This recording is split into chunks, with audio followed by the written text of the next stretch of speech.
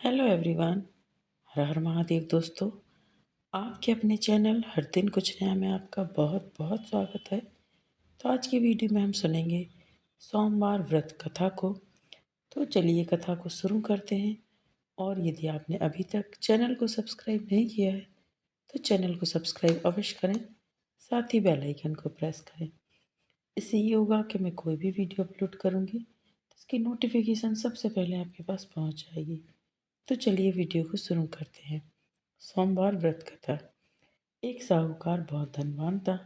उसको धन आदि किसी बात की कोई कमी नहीं थी, परंतु पुत्र न होने के कारण वह अत्यंत दुखी रहता था।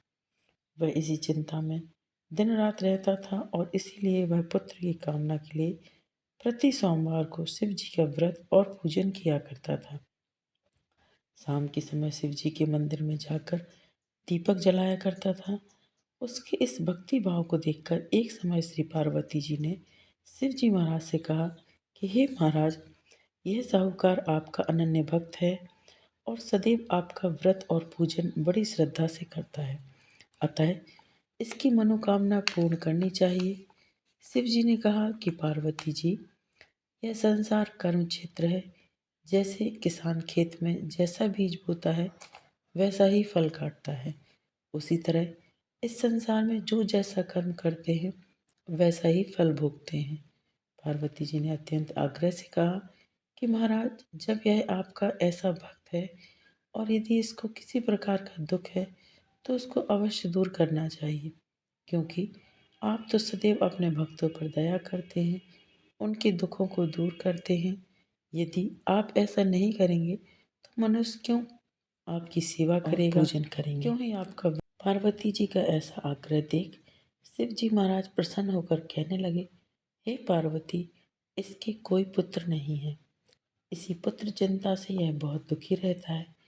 इसके भाग में पुत्र न होने पर भी मैं इसको पुत्र की प्राप्ति का वर देता हूँ, परंतु वह पुत्र केवल 12 वर्ष तक ही जीवित रहेगा। इसके पश्चात वह मृत्यु को प्राप्त होगा। इससे अधिक मैं और कुछ भी इसके लिए नहीं कर सकता। यह सब बात साहूकार सुन रहा था। इससे उसको ना कुछ प्रसन्नता हुई और ना कुछ दुख हुआ। वह पूर्ववत वैसे ही शिवजी महाराज का सोमवार का व्रत और पूजन करता रहा। कुछ समय व्यतीत हो जाने पर साहूकार की स्त्री गर्भवती हुई और 10वें महीने उसके गर्भ से अति सुंदर पुत्र की प्राप्ति हुई। साहूकार के घर में बहुत खुशी मनाई गई, परंतु साहूकार ने उसको केवल 12 वर्ष की आयु जानकर अधिक प्रसन्नता प्रकट नहीं की और न ही किसी को भेद बताया। जब वह 9 वर्ष का हो गया तो उस बालक की माता ने उसके पिता से उसके विवाह आदि के लिए कहा, परंतु वह साहूकार कहने लगा, मैं अभी इसका विवाह नहीं करूँगा और इसको काशी पढ़ने के लिए भेजूँगा। फिर उस साहूकार ने अपनी साली अर्थात बालक के मामा को बुलाया, उसको बहुत सा धन देकर कहा, तुम इस बालक को काशी जी पढ़ने के लिए ले जाओ और रास्ते में जिस जगह भी जाओ वहाँ यज्ञ करते जाना, दान देते तथा ब्राह्मणों को भोजन कराते जाना। इस प्रकार वह दोनों मामा भांजे सब जगह यज्ञ करते और ब्राह्मणों को भोजन कराते जा रहे थे। रास्ते में उनको एक शहर पर मिला। उस शहर के राजा की कन्या का विवाह था और दूसरे राजा का लड़का जो विवाह के लिए बारात लेकर आया था वह एक आंख से काना था। लड़के के पिता को इस बात की बड़ी चिंता थी कि वह कहीं वर को देखकर कन्या के माता पिता विवाह में किसी प्रकार की अड़चन पैदा ना कर दें। इस प्रकार जब उसने अति सुंदर सेठ के लड़के को देखा तो मन में विचार किया कि क्यों न दरवाजे के समय इस लड़के से वर का काम ले लिया जाए। ऐसा विचार कर राजा ने उस लड़के और उसके मामा से कहा तो वह राजी हो गए और साहूकार के लड़के का स्नान आदि कराकर वर के कपड़े पहनाए गए तथा घोड़ी पर चढ़ाकर दरवाजे पर ले जाया गया और बड़ी ही शांति से सब कार्य संपन्न हो गए। अब वर के पिता ने सोचा, यदि विवाह कार्य भी इसी लड़के से कर दिया जाए तो क्या बुराई है। ऐसा विचार कर उसके मामा से कहा, यदि आप फेरों और कन्यादान का काम भी करा दें तो आपकी बड़ी कृपा होगी और हम इसके बदले में आपको बहुत सा धन देंगे उन्होंने स्वीकार कर लिया और विवाह कार्य बहुत अच्छी तरह से संपन्न हो गया। परंतु जिस समय लड़का जाने लगा तो राजकुमारी की चुनरी के पल्लू पर लिख दिया कि तेरा विवाह तो मेरे साथ हुआ है, परंतु जिस राजकुमार के साथ तुमको भेजेंगे वह एक आंख से काना है और मैं तो काशी जी पढ़ने जा रहा हूँ। उस राजकुमारी ने जब अपनी चुनरी पर लिखा हुआ पाया तो उसने राजकुमार के साथ जाने से इनकार कर दिया और कहा कि यह मेरा पति नहीं है, मेरा विवाह इसके साथ नहीं हुआ है। मेरा विवाह जिसके साथ हुआ है वो तो काशी जी पढ़ने चले गए हैं। बेटी के माता पिता ने अपनी कन्या को विदा नहीं किया और बारात वापस चली गई। उधर सेठ का लड़का और उसका मामा काशी जी पहुंच गए। वहां जाकर उन्होंने यज्ञ करना प्रारंभ कर दिया और लड़के ने पढ़ना शुरू कर दिया। जब लड़की की आयु 12 वर्ष की हो गई तब एक दिन उन्होंने यज्ञ रखा और उस लड़के ने अपने मामा से कहा, मामा जी आज मेरी तबीयत कुछ ठीक नहीं लग रही है। मामा जी ने कहा कि अंदर जाकर सो जाओ। लड़का अंदर जाकर सो गया और थोड़ी देर में उसके प्राण निकल गए।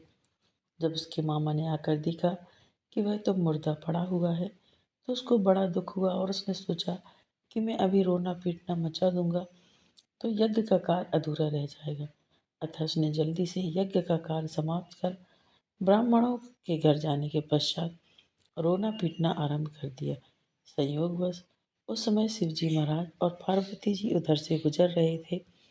तब उन्होंने जोर जोर से रोने पीटने की आवाज़ सुनी तो पार्वती जी शिव जी को आग्रह करने लगी कि उसके पास चलिए और उस सुंदर लड़के को मरा हुआ देखकर कहने लगी कि महाराज यह तो उसी सेठ का लड़का है जो आपके वरदान से पैदा हुआ था।